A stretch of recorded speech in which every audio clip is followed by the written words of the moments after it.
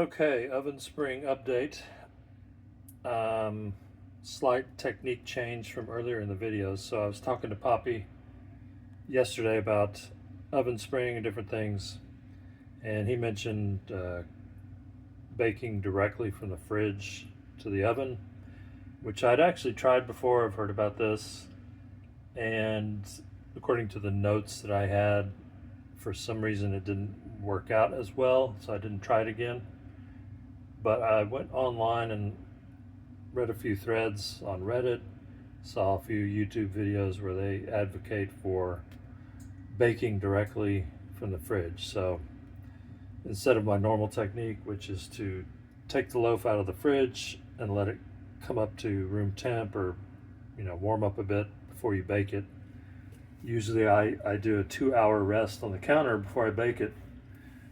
This time I just went straight from the fridge to the oven, and one of the videos I saw recommended baking covered for 20 minutes at 500 degrees instead of what I normally do is 450.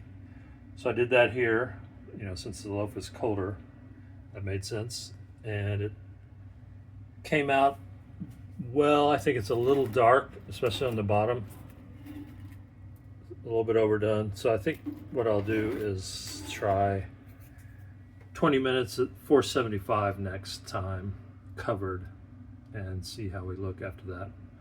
But it cooked for 20 minutes at 500 covered, and then it only needed like 3 more minutes to come up to 200 degrees internal.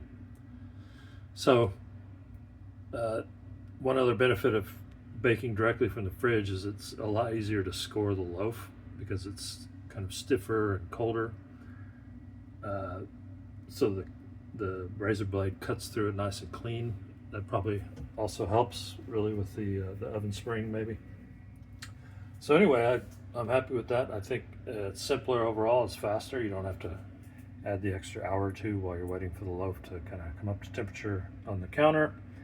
And it makes sense. I think while it's sitting on the counter, the yeast is kind of depleting itself, and by the time it hits the oven, you just don't have as much yeast activity since it's kind of used itself up while it's been sitting on the counter.